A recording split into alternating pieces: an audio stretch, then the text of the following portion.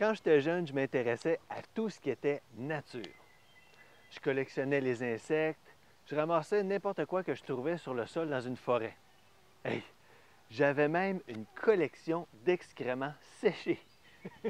Le pire, c'est que ma mère me laissait faire. À 10 ans, mes parents, pour m'encourager, m'ont offert un livre, le guide d'identification des oiseaux d'Amérique du Nord.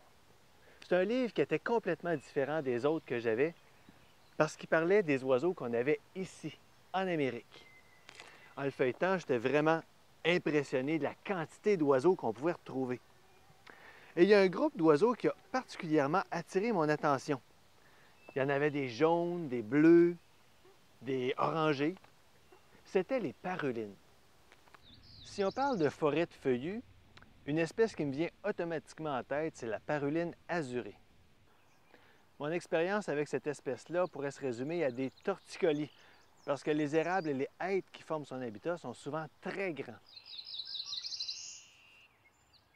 Plusieurs parulines se retrouvent dans les forêts de conifères. La paruline à croupion jaune, la paruline tigrée, la paruline à poitrine baie. Une des plus colorées dans cet habitat, c'est la paruline à gorge orangée. Impossible de se tromper sur son identification. C'est comme si la paruline avait la gorge en feu.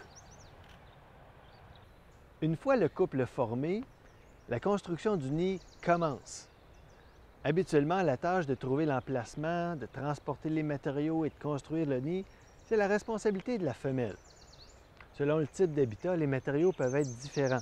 Des aiguilles de conifères, des brindilles, des tiges de végétaux, des plumes, de la mousse. La femelle va mettre quelques jours à construire son nid et commence la ponte dès qu'il est terminé. Elle va attendre de pondre son troisième ou son quatrième œuf avant de commencer la couvaison pour que les œufs éclosent en même temps.